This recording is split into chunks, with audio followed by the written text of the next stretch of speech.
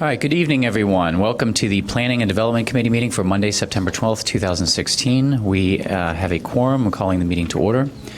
The first item on the agenda is approval of the regular meeting minutes of August 15th, 2016. Is there a motion?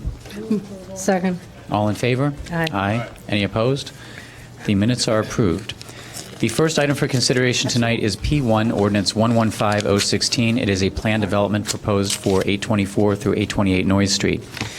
The Plan Commission and staff recommend adoption of Ordinance 115-0-16 for approval of the plan development at 824 through 28 Noyes Street.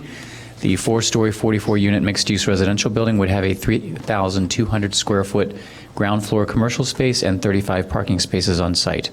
The development includes 5 development allowances for 44 dwelling units, a proposed height of 52 feet, 35 parking spaces, a 5-foot east side yard building setback, and a 1-foot rear yard parking setback. This is for introduction. Is there a motion? Move approval. Second. Okay. We do have a presentation from the applicant. I do have one person signed up to speak. I think we'll do the presentation. That way the applicant can, the speaker can have the benefit of the information. So, would you please introduce yourselves?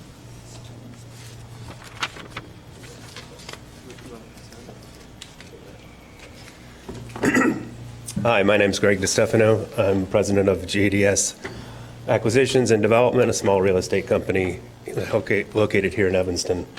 I was head of development for Greenfield Partners, who redeveloped the Orrington Hotel back in 2004 on that side, and have lived and worked in Evanston most of my life. Moved here when I was 5. And stayed here through high school. Went to Noyes Elementary School when it was still an elementary school before it became the Noyes Cultural Arts Center. A graduate of Haven. Former Mayor Morton was my 8th grade teacher at the time. So I am a local. I still live here, pay taxes in Evanston. I live in the 7th Ward over in Northeast Evanston. So thank you, Council, for hearing my presentation. And as Chairman Wilson explained, it's a 4-story mixed-use building, 44 residential units, 10-foot high ceilings, loft-style units, with 3,200 square foot ground floor commercial space, which we intend to be a restaurant, sit-down restaurant. The unit mix is 25% studios, 27.5% one-bedrooms, 27.5 two-bedrooms, and 20% three-bedrooms. I want to note, as far as one of the goals, as I will touch on later, we are 3 times as many 3-bedroom residences than any other proposed project that's come around the last 10 years in Evanston, residential projects, rental.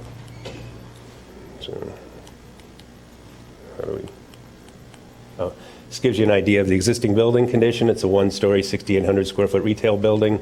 Right now, it's 2/3 vacant. There's a small fitness studio that currently is in one of the spaces. It used to be the Noyes Street Cafe. So our intention is to keep the 3 perimeter walls and build our project around it. We're going to make some modifications to the perimeter walls, take off the canopy on that side. This is the site plan. As you can see, it's a long, narrow site. It's about 70 feet wide by 294 feet long. There's an existing 3-story residential building with about 30 units directly to the east. All our parking, what we're going to do is shorten up the ground floor space for the restaurant and utilities and residential lobby. All the parking will be surface parking in the back, with about 80% of it covered. So about 30 out of the 35 spaces are covered. 5 will be uncovered at the back of the property. We've got screened loading in the back. All our residents will access the parking via Noyes Street, down the alley and turning west to get into our property. The parking is strictly for our residents. It's not for any commercial use at that time. These are the images of the new proposed project. It's an all-brick skin veneer with large punched openings, windows that start at 9 feet high, going down to 2 feet. So big loft-style windows, for both the living rooms as well as the bedrooms on that side. The ground floor space we're going to recess the ground floor storefronts so that we can have outdoor seating for the restaurant. This gives you the view towards the west and view towards the east. Part of our improvements, we're going to redo all the streetscape in front of the building, also in the property to the east, to the alley. We're redoing the sidewalks, we're going to redo the new handicap walkway across, and we're going to put in a new alley in the back, repave the alley in the back of the property on that side. Some of the public benefits that we wanted to go through is, obviously, we're eliminating a blighted structure on it. We're going to maintain portions of it for sustainability reasons, and also to not disturb our neighbors as far as lot line foundation walls and construction means and methods. The project will enhance the local economy and tax base. Will provide about $125,000 in real estate taxes. That's based upon 2014. As everybody knows, taxes are going up, so it'll probably be addition to that by the time we get done. The restaurant should provide about $40,000 in annual sales taxes, and we should be creating about 30 new permanent part-time and full-time jobs with the restaurant portion, and 120 jobs in construction. The project meets the city's housing goals for a couple of ways. We are the first project to propose putting the new the units, the inclusionary housing units, in the building. We could buy them out for $400,000, 10% of the units at $100,000 apiece. We want to contribute to the intent of the housing ordinance. We're going to put them in the building. This comes at a cost. There's an additional $222,000 of imputed reduced value based upon putting those units in the building on that side. So the total cost to us for including the units in the building is about $622,000. As I mentioned before, we have 4 times the amount of 3-bedroom units provided in competing residential projects, so that meets the goals of trying to create larger units for families or divorced parents who have children in the market.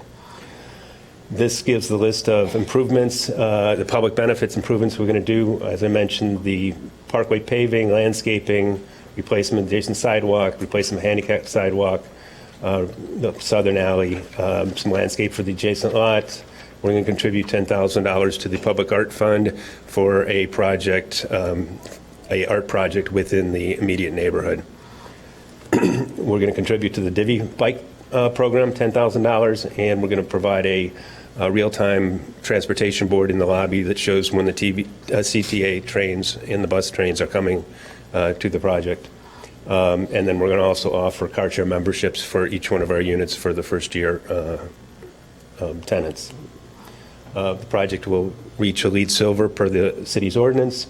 As I mentioned, we're going to retain some of the existing foundation walls to not disturb our neighboring properties. And we're going to provide a white roof for the project, which is 3 times more effective than a green roof for reducing the heat island effect. One of the issues that we still are not agreeable to the current proposed ordinance is the staff's recommendation for our residents to be not allowed to obtain off-street parking permits. We feel for a variety of reasons this is discriminatory, and it's completely unfair just because we're a new building that our residents, and we have 4 affordable housing units. We have 35 spaces on site, which we're going to charge for those spaces. But if a divorced father's got 2 kids that stay with him 3 days a week and want to come live with them and park, they cannot, according to the ordinance, get a parking permit. Our affordable tenants that may not want to pay for the parking, what we're going to be able to charge, cannot obtain a on-street parking permit. This creates a hardship for us economically because we want to be 95% leased at minimum. And if we have 35 spaces for 44 units, that doesn't get us to the 95% lease, which is what we need to make this project economically viable. And we just want to be treated fairly. Unfortunately, in the Plan Commission deliberation, they were represented with incorrect information. They were told that all the residents along Noy Street did not have the ability to obtain an A or a G permit.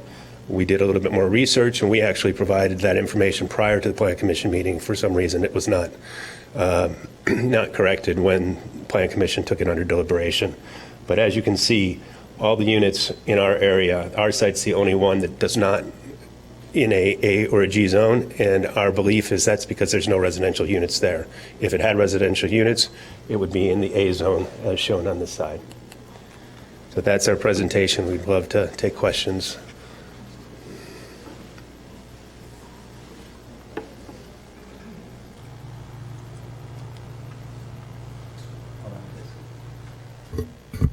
The only question I have is for staff. I'd like to know a further explanation about the parking. Good afternoon, Chairman Wilson, members of the committee. I'm actually going to defer to either Mr. Voss or Mr. Latinovich to give background on this parking district.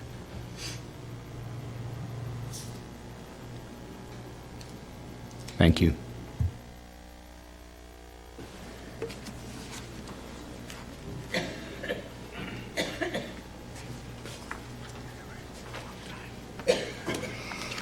Mr. Chair, members of the committee, Ricky Voss, Parking and Fleet Division Manager, City of Evanston.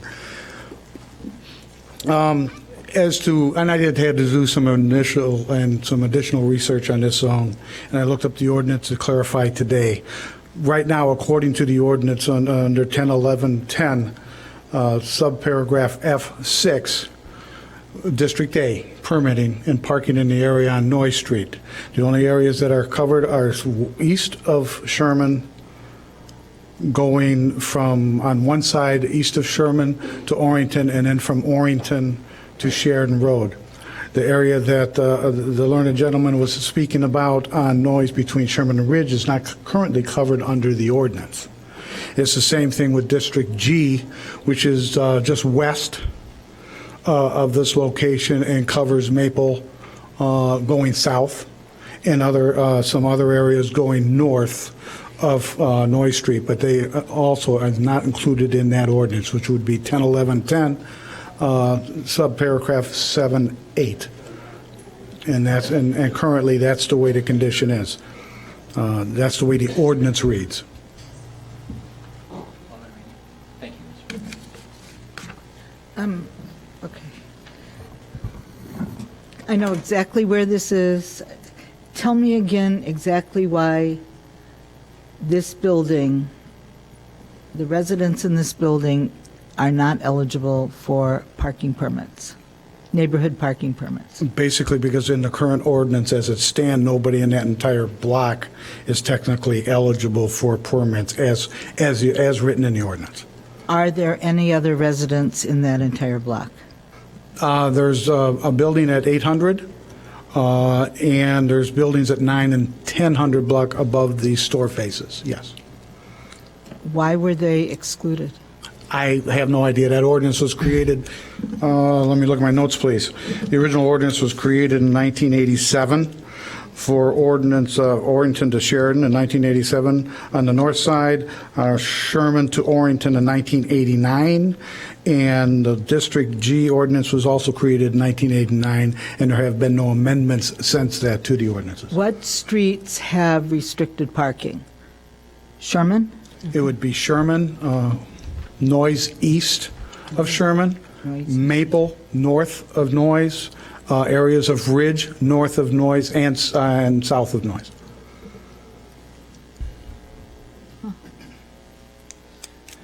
But what about, okay, what on noise is restricted?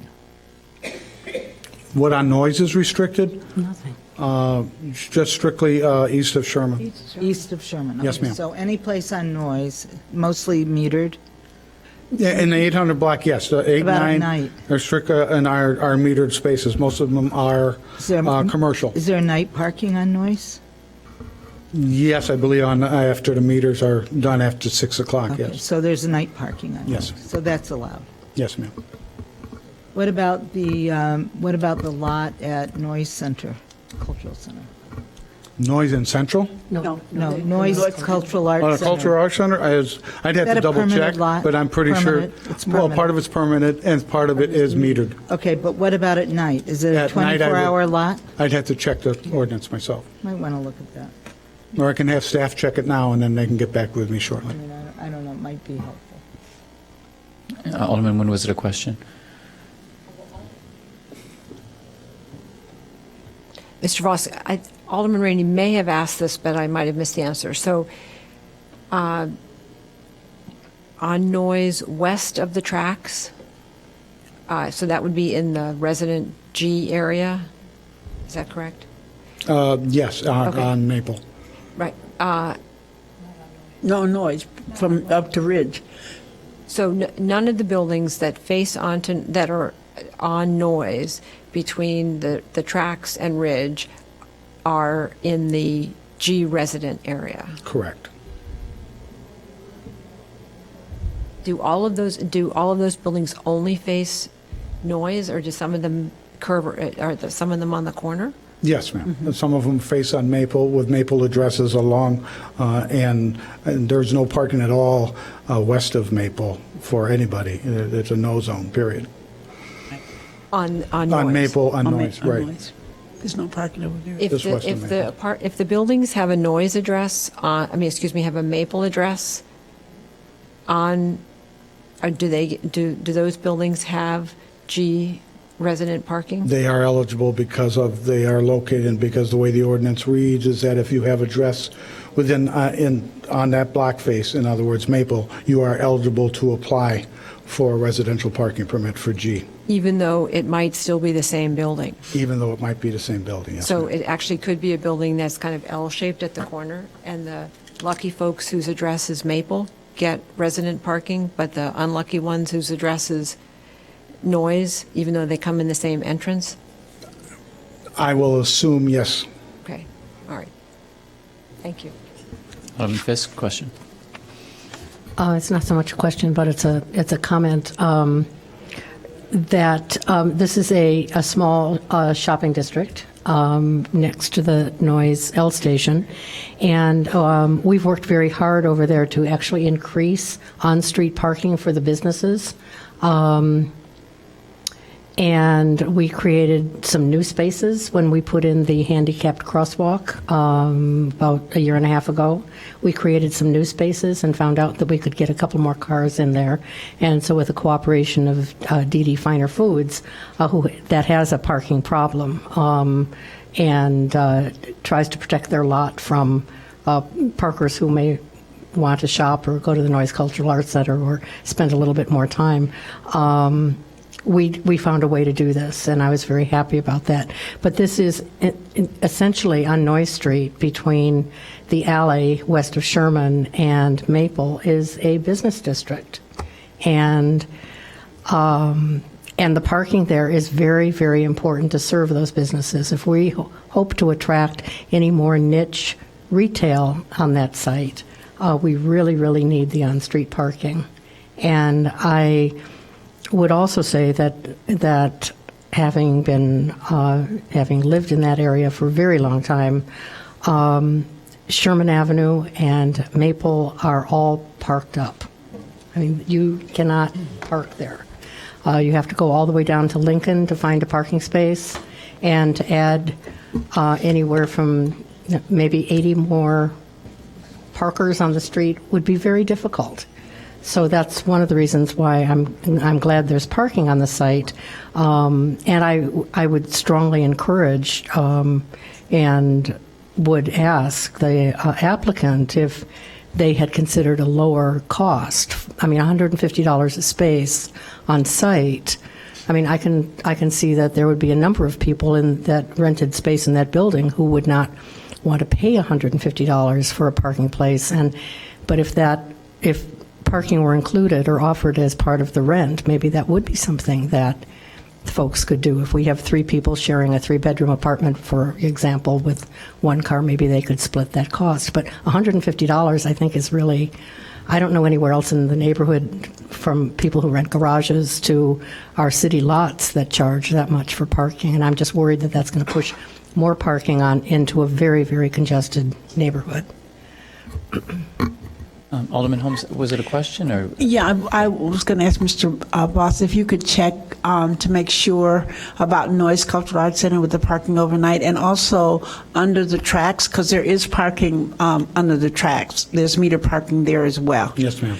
So, and I think that's all night. I'm not sure. Is that 24 hours as well? Could we find that out? I will double check with staff. They're on the street right now. I'll take them 10 minutes. Okay, thank you. If you could check that out, I'd appreciate it. Okay. And I did want to give the speaker an opportunity to speak before we started the discussion portion. Alderman Tandon, what is it, question or? Okay. All right, thank you. Barbara Janes is signed up to speak.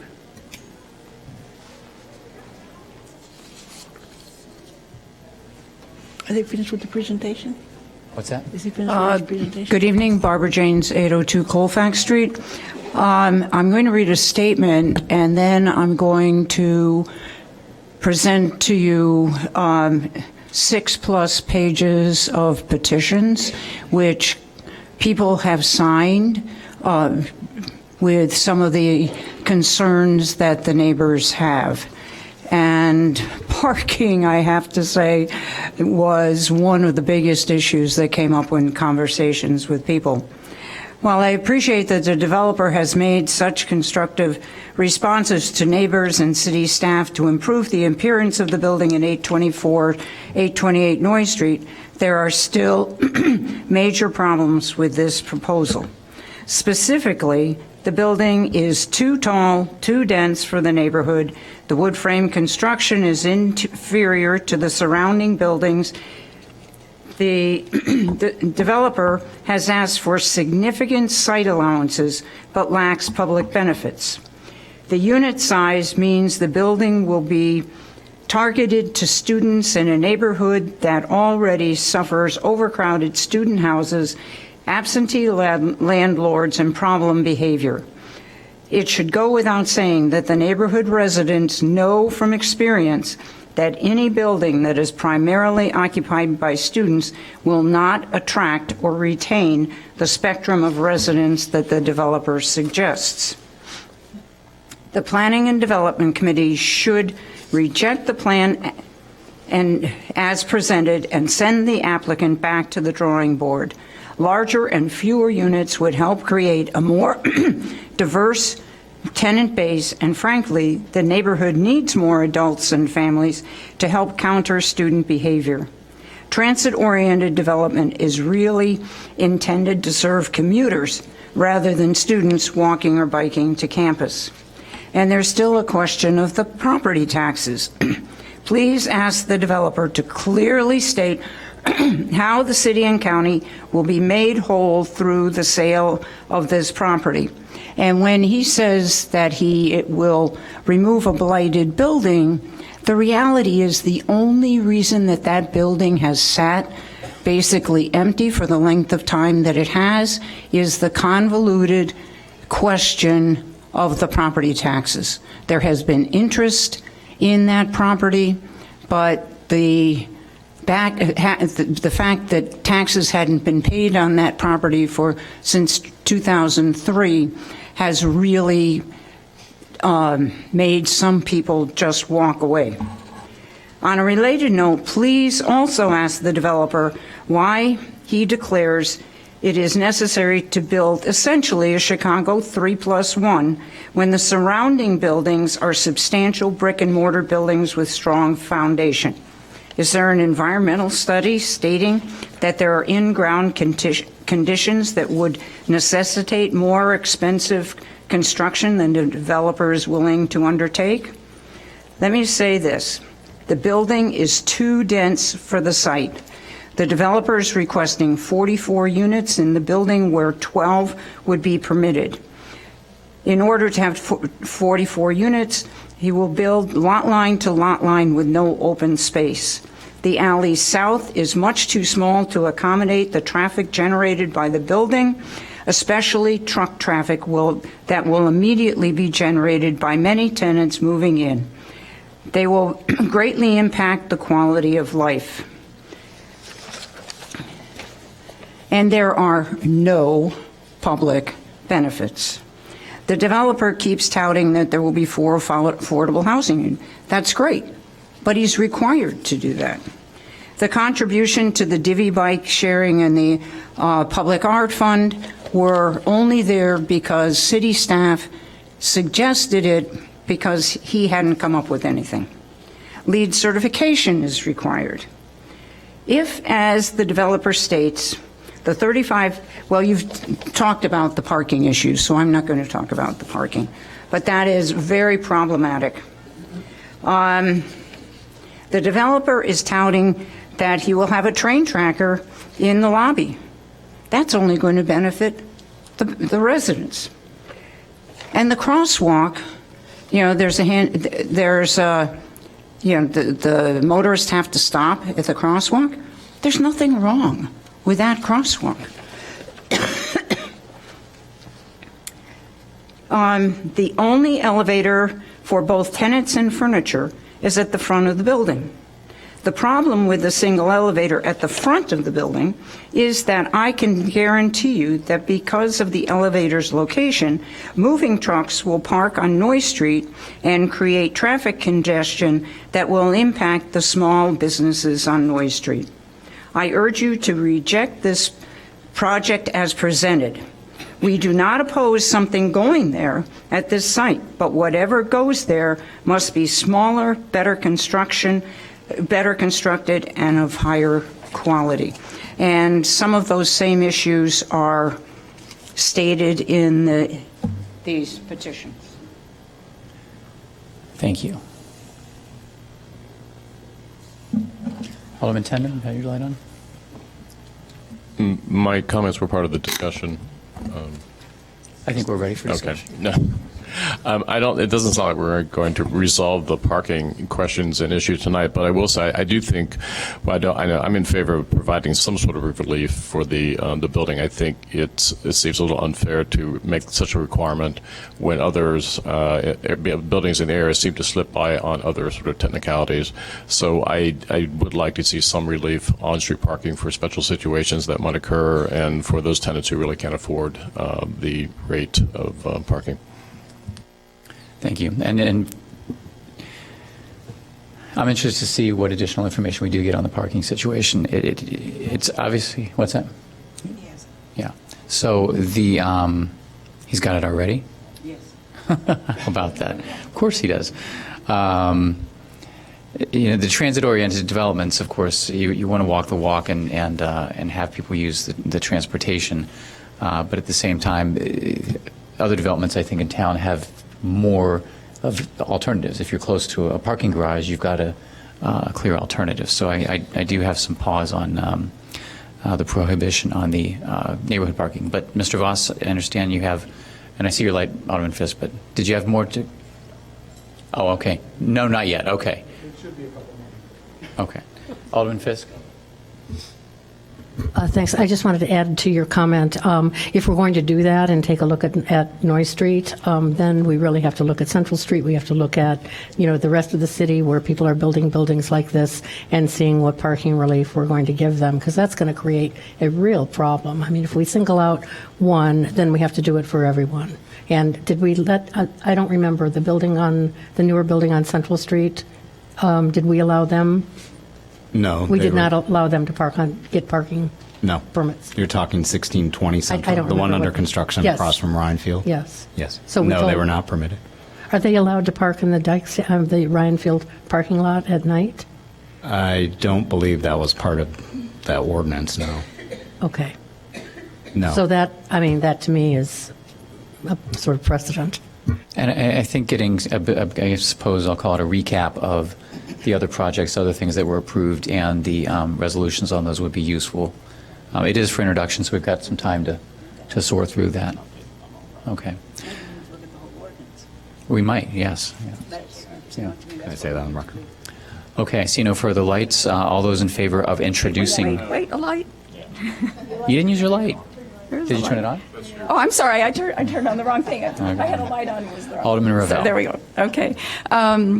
I just do feel that I need to echo Alderman Fisk's comments about the really congested parking situation on Sherman Avenue and on Maple Avenue. It's if you go walking there at most times of the day, you'll see that it's really already pretty parked up. And with regard to Central Street, it's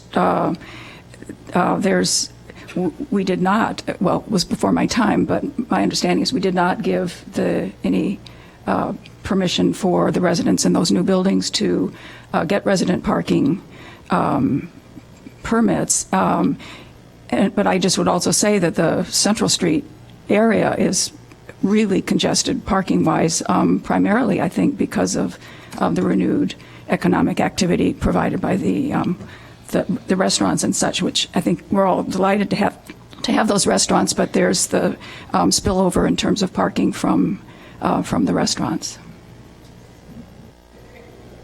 Mr. Munson? Oh, I'm sorry. I'm sorry. Okay. Can I respond to Alderman Fisk's question from before? Step up. Mr. Chair, members of the committee, I just want to note that if you did move for introduction, that we will update the memo prior to your meeting 2 weeks from now with all the parking information. If there's something that comes to mind, in between now and then, please let me or staff know so that we can get as much parking info and parking district info to you prior to action. Okay. Does that address your concern? Okay. And you wanted to make a comment? Yeah, I did. And in regards to what we charge for parking, we're going to charge what the market bears, whether it's $150, whether it's $100. We're going to have a full parking lot in our building at this point. I'm not concerned about filling our parking lot or people electing to get on-street parking above our parking, and I'm very willing to commit to a requirement for any on-street parking permits that I have to substantiate that my parking lot is full. What I'm concerned about is having units available that I can't rent because my parking lot is full. We meet the residential requirement in the transit-oriented development when using the inclusionary housing ordinance. We are not asking for any reduction in parking for that ordinance. And that ordinance was set by the city and by the council on that side. What we are trying to not do is be excluded from having units that have someone that needs an additional parking spot. And again, if this building were not in TOD and it was not part of the exclusionary housing, we'd be required for 65 parking spaces. We're following the rules. We're providing 35, so we're 30 short.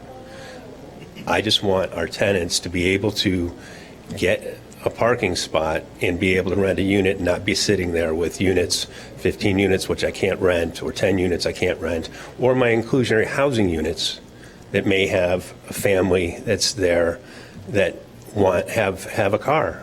I mean, I think we're not asking for taking away the commercial spots on Noy Street. We're just being asked to be treated like any other building. And I know it was just represented that housing is not allowed. I sent you guys a letter this morning that has the website information that show the addresses of the building directly to my east, which I think is 22 to 24, 22 Noy Street, that can get parking spaces, and the units that are above in the 900 block, the retail, that are allowed to get parking spaces. Those addresses are part of the list that were part of the community, part of the website. So I don't know what the ordinance necessarily says, but that's not the way it's been implemented, if that's the case.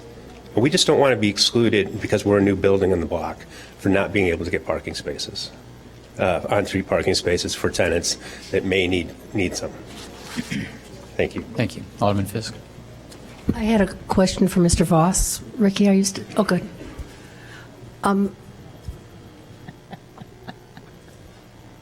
The building just east of this site, which I think is 8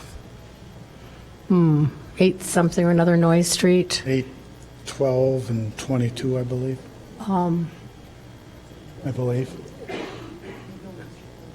Yeah, it shows the building just to the east there. Okay.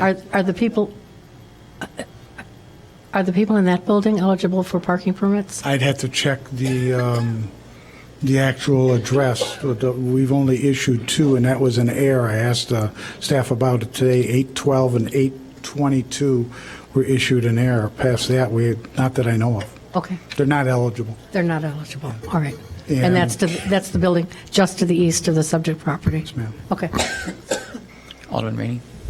I don't know how rideshare works. These folks in this building are going to each unit is going to be issued a rideshare. How does that work? And how much does a rideshare for a year cost? I think, And how do you use it? do you want to respond? So, I mean, does this mean you get to use a car for a year? I'm moving into the building real So, quick. Whose ward is this? whose ward is it? It's Yeah, Alderman what Holmes. ward is it first? It's in the 5th ward. Oh, I'm going to move over there. Yeah. Free car? This was a request from staff. I know, but how does this work? There's 2 cars that are in the community lot next door, underneath the L tracks. Okay. That are available for, if you buy a membership, you can sign up to use those cars. So all the units in your building are going to be vying for these 2 cars? So all the units have a membership that they can share, ride share, meaning that they could take the car out for 2 hours if they got to go to the grocery store. And that it's become a, especially in urban environments, a great way for people to use a car for a short period of time without having to go through the full rental process. So they can for a use day. those 2 cars or rideshare car any place they happen to be? Any place. There's rules that define how far you can take it. Correct. Right, on that side. But it can be any rideshare car that is available at a rideshare location? With the same company, yeah. I Right, think these right, are enterprise of ride shares, course, so yeah, of course. on that side. That's a great feature. No, I think it's a positive step. Okay. Okay. Thank you. All right, no further lights. All those in favor of introducing the matter? Aye. Aye. Any opposed? So 1 no. The matter will be introduced at council. Thank you. I Mr. had Voss, your did you answer. I had your answer. It just came in for the Noise Street parking. Okay. The meters after 6, except on street cleaning day, which I think is the second Thursday, there's no restriction overnight. The lot underneath the CTA, no restriction overnight. Noise Cultural Center, no parking overnight, period. The whole lot's from 11 to 6. It's empty from 11 to 6? Yes, ma'am. Oh, that's ridiculous. All right, thank you.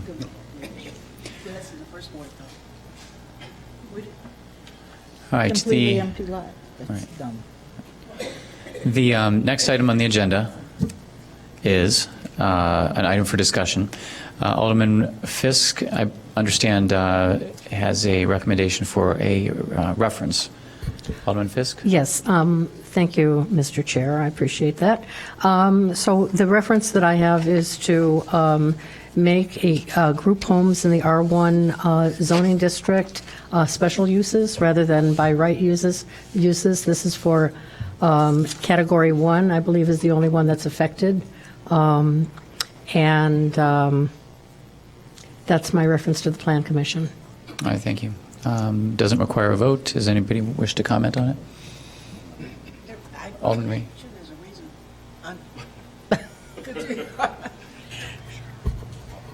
Alderman Rainey? Yeah. I'm sorry, I Lights just on, wanted Alderman to find Rainey. out why. Are you calling on me? Yes. Okay, you move away so I can't hear my I'm name. sorry. Is there any reason why you're just limiting it to R1. R1? It's the R1 areas in my ward that have been affected. And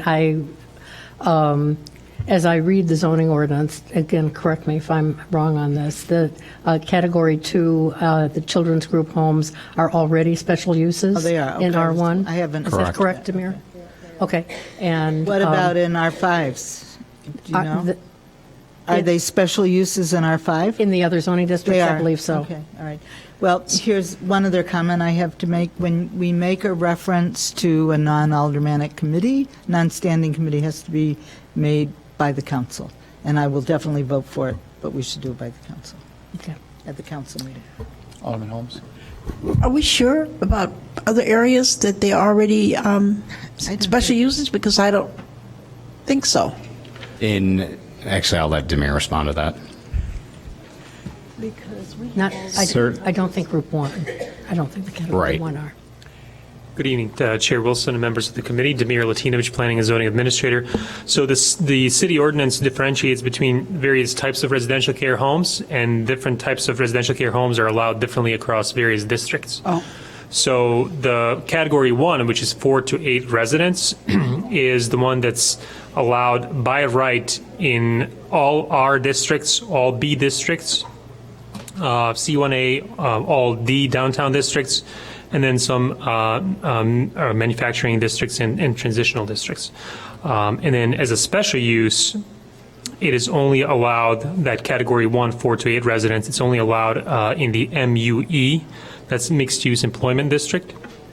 And then the category 2, which is 9 to 15 residents, that's allowed by right in R5, R4, R5, and R6 districts, which are more general residential mixed or higher density residential districts.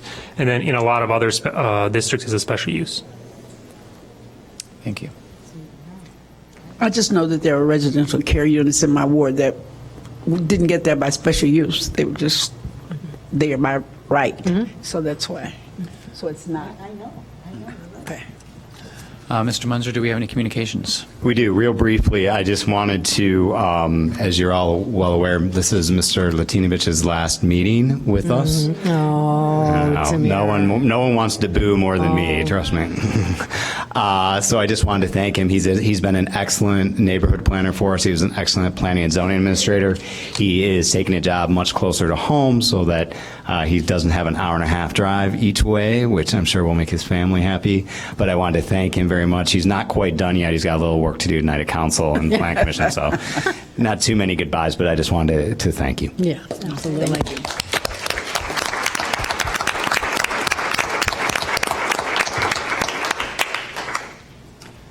All right, is there a motion to adjourn? Motion to adjourn. What time will council start? Council will start in 5 minutes. We have a busy agenda tonight. So.